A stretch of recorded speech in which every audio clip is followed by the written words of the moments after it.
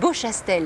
À mes pieds, le vieux quartier de la Voulte, le Rhône qui sépare l'Ardèche de la Drôme. Là, vous avez une réserve naturelle. Là-bas, la vallée de la Drôme avec Livron, Cré. Ici, le Diois, les contreforts du Vercors. Et là, la confluence de l'Eyrieux et du Rhône. Anne-Marie Féaugier, bonjour. Bonjour Odile. Anne-Marie, vous êtes institutrice et vous habitez le village de caractère Beauchastel. Et Beauchastel se trouve dans la vallée de l'Eyrieux. Vous nous situez cette vallée de l'Eyrieux? La vallée de l'Eyrieux est un sillon creusé par l'érosion qui part du plateau ardéchois Saint-Agrève et qui arrive dans le couloir rhodanien au niveau de Beauchastel, la confluence de Beauchastel. Beauchastel, donc le village et son territoire est situé donc dans la région de la basse vallée de l'Eyrieux. Cette basse vallée de l'Eyrieux abrite des vergers dans la mesure où les vents du nord sont abrités. On n'a pas de vent du nord. Donc c'est propice pour tous ces arbres fruitiers, voilà, les cerisiers. Et surtout les pêchers. Les pêchers dans la vallée de l'Eyrieux. Et là, on a vu les cerises qui commencent à rosir et bientôt les bonnes pêches. Je vous propose, Anne-Marie, de faire une pause chez un peintre qui habite le village de Beauchastel.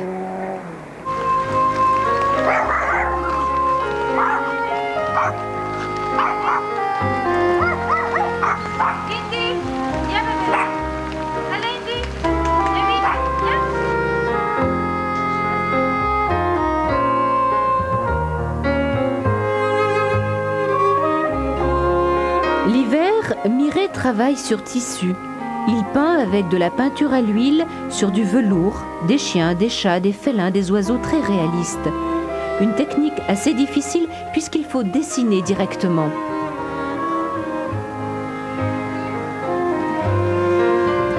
Il réalise souvent ses galeries de portraits sur commande d'après photo.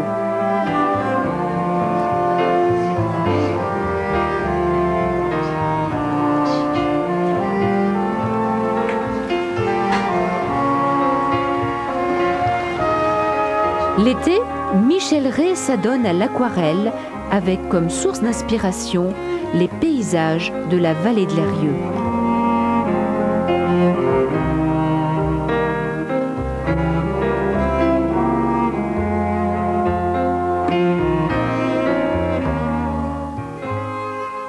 Christine Faure, bonjour. Vous êtes responsable de l'Office du tourisme du pays de la Voulte. Oui, bonjour. Et guide. Oui. Alors nous tournons tout ce magazine sous le beau et chaud soleil ardéchois au château de la Voulte qui surplombe le Rhône. Tout à fait. La construction du château date au moins du XIIe siècle, les premiers textes que l'on trouve. Et ce choix, bien sûr, avait été un choix stratégique, puisque tous les envahisseurs qui pouvaient arriver par la vallée du Rhône et par les voies fluviales. Donc ce château a été construit, vous pensez bien, pas dans un seul siècle, 3000 m² de surface habitable, quelque chose de grandiose, un immense bâtiment construit du XIVe au XVIIe siècle. Alors évidemment, 3 siècles différents, donc 3 siècles de style artistique différents, ça va du gothique à la Renaissance. La partie la plus intéressante du château est la grande galerie, la montée d'escalier sur laquelle nous sommes, et puis la chapelle dont on parlera tout à l'heure. C'est dans un style pur Renaissance et la grande famille qui a fait ce château, la famille Anne de Lévis de Ventadour, qui était mariée avec une très célèbre famille du royaume de France, la famille de Montmorency, a bien sûr fait venir d'importants artistes de la pierre de la région des Pays de Loire pour rénover et embellir ce château. Au pied du château, le vieux village qui date du Moyen-Âge. Alors le vieux village, lui, oui, date du Moyen-Âge, 15e siècle. C'est un vieux village moyenâgeux caractéristique avec des portes, avec des linteaux en accolade, avec des petites ruelles étroites, des passages voûtés qui permettaient l'agrandissement des maisons. C'était un village qui était fermé par 5 portes. Le soir, on fermait pour se protéger des brigands et se protéger aussi des loups, puisque les loups dans Vivarais étaient très très nombreux au Moyen-Âge. Il faut savoir regarder, lever les yeux, le nez. Il faut savoir regarder. Il y a des petits trésors comme ça cachés. Et puis il y a les guides de l'Office du tourisme pour nous montrer. Parce qu'on ne sait pas voir tout seul. Donc à l'équipe... Il y a un livre qui va sortir sur l'histoire du château, que vous avez rédigé. Dès la semaine Christine. prochaine, un livre va sortir, un livre que j'ai rédigé en collaboration avec Jean-Roger Valette. Le château de la Voulte, perpétuel gardien, 900 ans d'histoire. On remonte depuis le XIVe siècle jusqu'à aujourd'hui avec son histoire passionnante qui a été la période Renaissance avec tous les privilèges que les Voultains avaient, la période des hauts fourneaux qui datent du 19e siècle et puis juste avant Napoléon avec le dépôtement de l'histoire de ce grand château que l'on voit de loin, qu'on remarque de c'est l'emblème de la Voulte. Il y a cet été, des musiciens vont venir, ça va être la fête ici à la Voulte. Oui, bien sûr, les kiosques à musique, festival qui dure depuis 13 ans, qui ont lieu tous les mercredis et vendredis soirs sur la place du marché, concerts complètement gratuits. Oui. On accueillera notamment cet été la compagnie Léon Larcher qui ont été sélectionnés à Bourges 2001 et d'autres grandes vedettes qui sont déjà venues sur les kiosques. À partir du 24 mai, grande exposition d'art abstrait. À partir du 24 mai, oui, du 24 mai au 4 juin, une grande exposition internationale d'art abstrait, avec en invité d'honneur un peintre hollandais renommé Coronklin. Et ça se passe ici, ça se passe ici, dans les salles restaurées du château. Alors dans cette cour du château, il y a une chapelle qui est classée monument historique. Oui. La chapelle des Princes, classée monument historique avec un décor maniériste remarquable. Le maniérisme est un style artistique qui s'est très peu exprimé en sculpture et c'est ce en quoi la chapelle est intéressante. On y découvre à l'intérieur une représentation de la résurrection du Christ dans un décor, lui, par contre, Renaissance, des sculptures de Gilbert de Lévis et de Marguerite de Montmorency. Et puis dans la partie basse, un détail tout à fait maniériste avec le travail du détail, avec aussi l'envie de surprendre les gens parce qu'il ne faut pas oublier qu'on est dans une chapelle. Merci Christine. Je vous propose un détour chez un artisan d'art qui réside ici à la Voulte.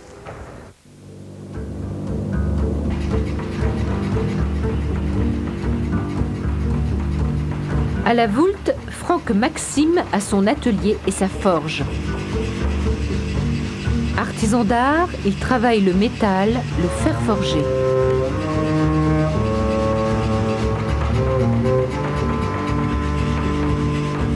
Mais cette tradition ici est retravaillée dans un esprit design. Quelques exemples de ses créations.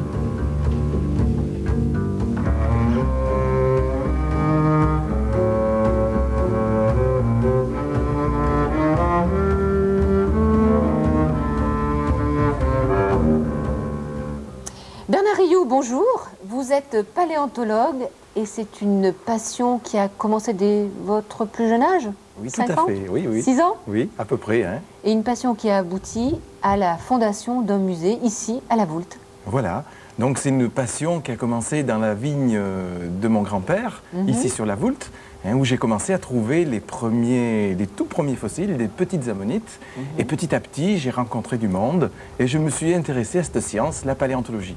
Plus tard, j'ai eu une formation universitaire et ce qui m'a intéressé le plus, c'est le département de l'Ardèche, où ce département, sur l'aspect de la préhistoire et de la paléontologie, est un département extrêmement riche et j'ai fait un tas de découvertes exceptionnelles, uniques en leur genre.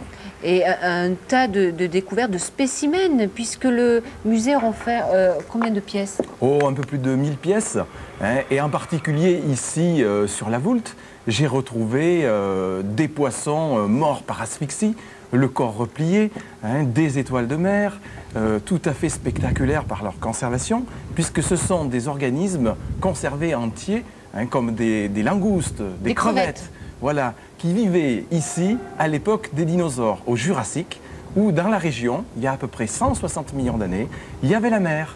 Et ils sont morts certainement à cause de catastrophes écologiques liées à des vapeurs dans la mer qui ont empoisonné tous ces animaux. Et exactement la même chose s'est passée beaucoup plus tard, dans le Coiron, à proximité de Privas, où là, j'ai retrouvé des animaux conservés à l'état de momie, tels un cheval conservé avec son fœtus, des sangliers où on voit encore les poils, la peau, tout est conservé. C'est tout à fait exceptionnel. Mais comment vous connaissez les endroits à l'avance? On vous les indique?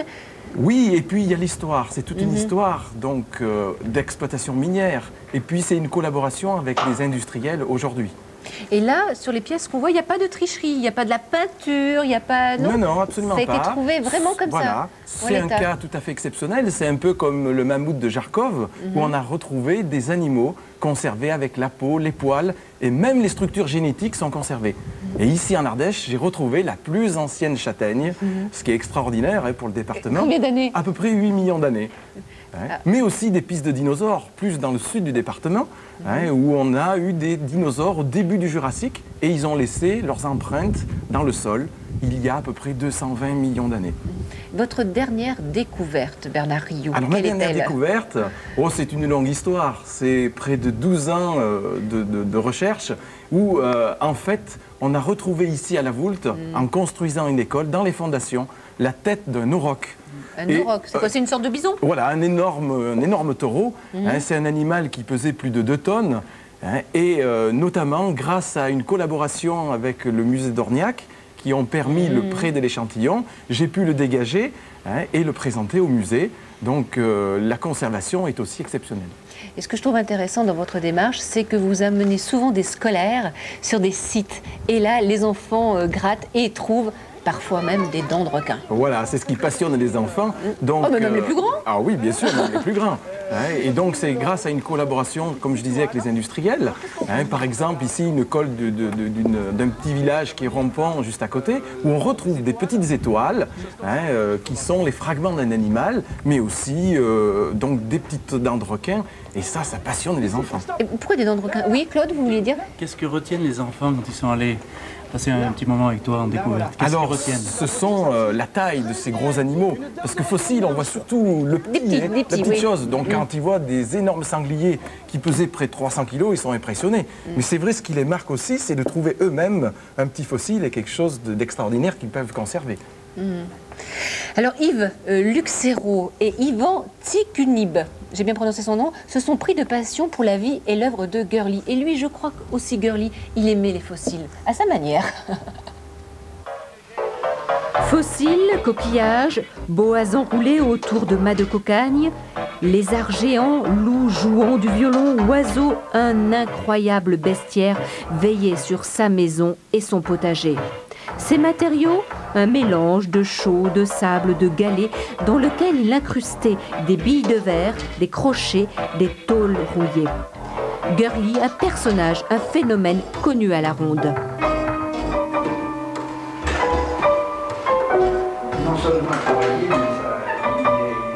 C'est à Beauchastel qu'il avait sa résidence principale et l'atelier où il fabriquait et réparait ses filets de pêche.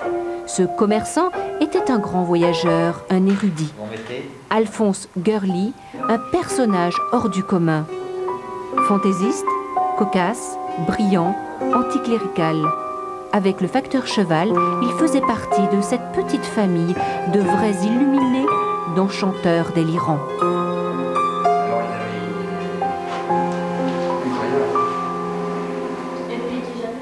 Claude Fougerolles, bonjour. Bonjour. Vous êtes photographe, meilleur ouvrier de France en quelle année? En 1989.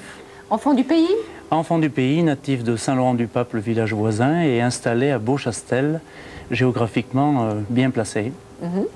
Alors, quand on est venu avec Arnaud et Pierre filmer le village de Beauchastel, c'était la semaine dernière et il pleuvait beaucoup. Ça pose pas de problème. Le village est aussi beau avec la lumière qu'avec la pluie. Il est exposé d'est en ouest, ce qui fait que si vous y baladez le matin ou l'après-midi, vous vous régalez à tous les instants. Je crois que chaque fois qu'on monte dans le village, enfin moi je fais ça quand je suis avec des mariés ou avec des portraits, je ne monte jamais par le même chemin. C'est un tel régal que vous passiez à gauche. Quelque chose à découvrir, une lumière différente, une ambiance. Toujours, même s'il y a des escaliers à monter, le fait d'arriver en haut et de découvrir ce point de vue extraordinaire, ça mérite le détour. C'est un village qui a su garder son charme, de village authentique et habité. Oui, alors on le doit à l'association des enfants et amis de Beauchastel qui en 1973, avec un autre enfant du pays qui était Christian Coulet, à qui on doit tirer un grand coup de chapeau, parce qu'avec d'autres gens, il a créé cette association et des chantiers de bénévoles ont commencé à l'été 74 jusqu'à 25 ans après. Et ils ont commencé à remonter toutes les ruines qui sont en haut du village. Ce qui fait que pour un photographe, c'est un régal de bénéficier de tous ces aménagements. De toutes ces ambiances. Ah oui, c'est un régal complètement. Puis on fait découvrir à beaucoup de gens qui ne vont pas forcément dans le village. Alors Isabelle de Tréglaudet, vous aussi, vous avez fait partie de l'association dont vient de parler Claude. Oui, oui, bien sûr, depuis le début.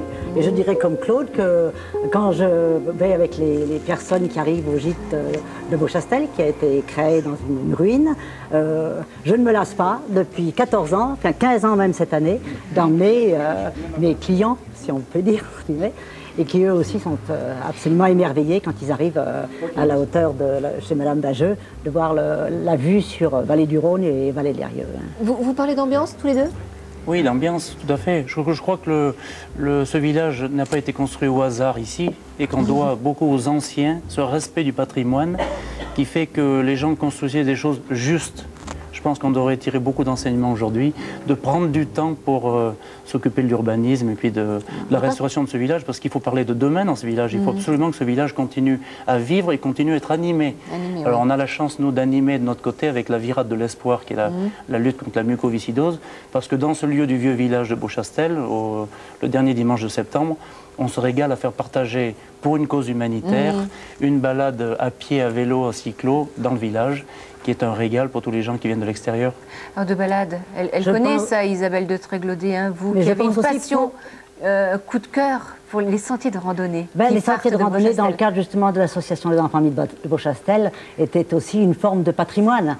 Il ne s'agit pas d'une association de randonneurs, mais d'un patrimoine qu'on a fait revivre à travers ces chemins qui avaient un tout autre sens il y a 50 ans. Ils amenaient à des lieux, des enfants qui allaient à l'école à Beauchastel et qui remontaient chez eux. Maintenant, c'est une autre approche, c'est l'approche à travers cette petite vallée de l'Eyrieux qui mérite le détour, qui est une vallée nature, de voir les gorges profondes, les dénivelés qui sont assez importants, l'ordre de 400 à 800 mètres au cours les moindres des balades, mais qui par certains côtés est un petit peu la Corse sans la mer. Et cette petite vallée qui mérite le détour, je le redis une deuxième fois, a aussi une approche, son charme secret, des rencontres. Oui. Et je pense qu'il faut la préserver, c'est mon message pour les générations futures. Et maîtriser le tourisme à l'intérieur. Et maîtriser le tourisme à l'intérieur. Ne pas empêcher les amoureux de cette nature, de cette végétation, de cette flore, de venir y puiser ce calme et cette richesse, mais que ça soit vraiment une vallée nature et maintenue. Parce que c'est un bien que les gens recherchent de plus en plus. La sérénité. La sérénité. Au milieu des fleurs, la sérénité, les rencontres avec des gens, avec des gens qui vivent. C'est la vie, ça, Isabelle de Tréglaudet, hein, la rencontre et le partage. Raymond Vézian, bonjour. Bonjour. Vous êtes arboriculteur à Beauchastel depuis toujours. Depuis toujours. Hein, en retraite aujourd'hui. Retraite aujourd'hui. Alors pourquoi des pêchers ici dans la région? Le climat? Le climat, oui. Durant près d'un siècle, la pêche, ce fruit, la pêche, a été la richesse de toute cette vallée. Ceci parce que un pionnier, un arboriculteur pionnier, a osé mettre en place sur la commune de Saint-Laurent-du-Pape une petite plantation de pêcher. Et de là, tout est parti. Et de là, tout est parti. Un autre monsieur à qui on doit beaucoup pour cette culture, c'est monsieur Sylla Faugier, qui fut par amour pour cette espèce technicien en la matière. Alors c'était quelle pêche? Quelle variété? C'était des variétés locales, disons locales, qui étaient obtenues à partir d'obtenteurs locaux qui souvent appelaient ces variétés donc qu'ils avaient définies, qu'ils avaient remarquées par leur nom, souvent. Alors nous pouvions trouver des Charlingouf, des Suzanne d'Arnon, des laines turques, des... D'accord, les noms. Voilà, les variétés. Est-ce que c'était des bonnes pêches, vous savez, comme moi j'en mangeais dans mon enfance, qui dégoulinait, qui avait du goût, qui était sucré? Bien sûr que c'était des bonnes pêches. Il est évident qu'elles n'avaient pas toujours l'attrait qu'ont les fruits d'aujourd'hui. Néanmoins, c'était des fruits très sucrés. Et ça avait du goût, mon brave monsieur. Et qui avaient du goût avec leur peau de velours. Oui, oui. Mais bon, aujourd'hui, on ne produit plus ces variétés-là. parce que le consommateur, peut-être qu'on peut-être le consommateur, mais surtout la distribution. Alors, si un conseil à donner au téléphone.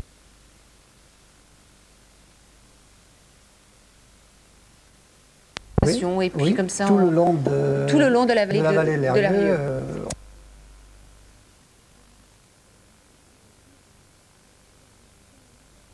Roi, le rugby.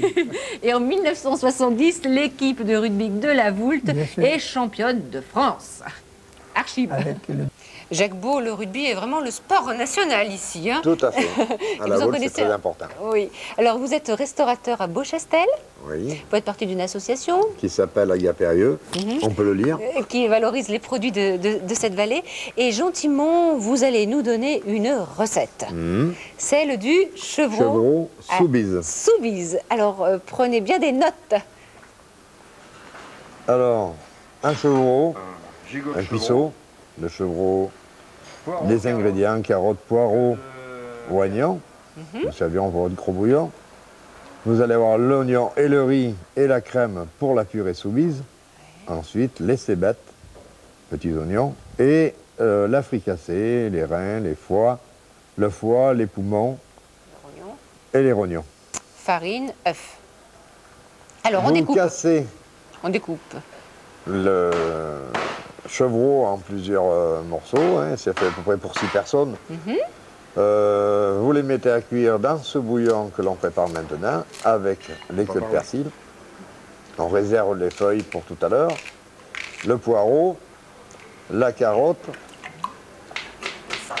Et là, nous préparons la purée Soubise. Nous émettons les oignons. C'est quoi ça? Quesaco, comme on dit ici, la purée Soubise. Voilà, la purée Soubise.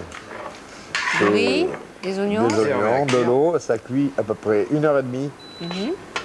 On le met en purée et on le lie à la crème. Là, nous mettons à cuire. On revient, voilà, au chevreau. Le cuisseau de chevreau. Un bon morceau de beurre. Pour faire la fricassée. Voilà. Les cébettes émincées et ciselées. Que nous allons mettre avec tous les ingrédients de tout à l'heure. Pendant ce temps-là, vous voyez, je jette un œil. Le cuisinier veille. Sur la cuisson de mon chevreau. Là, nous allons attaquer à faire suer les cébettes. Pendant ce temps, on découpe. Le foie, tout petit.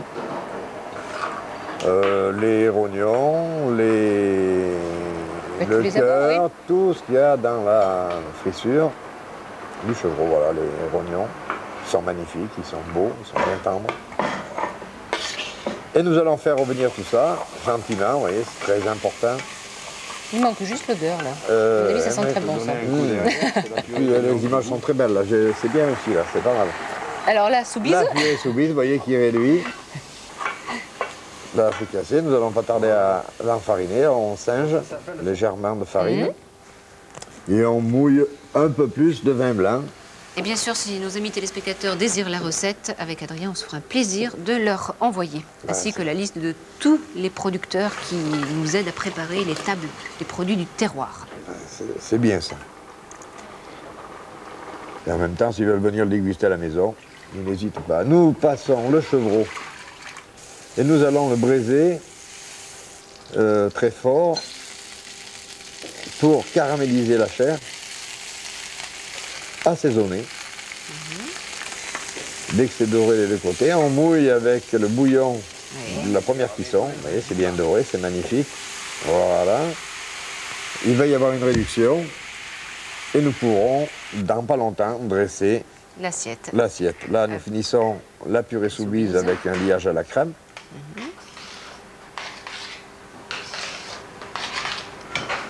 Et voilà, nous allons dressée. Donc, chevreau Soubise. La table du terroir, on a du saucisson. Qu'est-ce que c'est ça? Du pâté de campagne. Les pêches. Les pêches Raymond. au vinaigre. Voilà. Les caillettes. Les caillettes normales aux herbes. Les caillettes à la châtaigne. Ah oui, à la châtaigne. La gelée de chevreau. Les fromages. Les fromages, les picodons, c'est les mêmes fromages qui viennent du Chevreau. Du Chevreau et puis le vin du pays, sans oublier la châtaigne. Hein, la châtaigne et donc la tarte à la châtaigne. C'est un de vos amis qui vous l'a donné cette recette. Voilà, c'est Régis Marquand de Saint-Bonnet-le-Front. Voilà. On va se quitter en musique avec la chorale de Beauchastel. C'est ceux qui et on se retrouve on se retrouve la semaine prochaine à Pérouge. Au revoir. Au revoir. Un souffle où il veut, et toi tu entends sa voix, mais tu ne sais pas d'où il vient, et tu ne sais pas où il va. Le vent, quand tu regardes les étoiles au manteau de la nuit, tu voudrais bien lever le voile qui te masque l'infini. Le vent souffle où il veut, et toi tu entends sa voix, mais tu ne sais pas d'où il vient, et tu ne sais pas où il va. Le vent, il est si long le long voyage sur un sol inconnu. Il est si loin l'autre rivage que tu cherches les pieds nus. Le vent souffle où il vient, et toi tu entends sa voix, mais tu ne sais pas d'où il vient, et tu ne sais pas où il va. Le vent, comme l'oiseau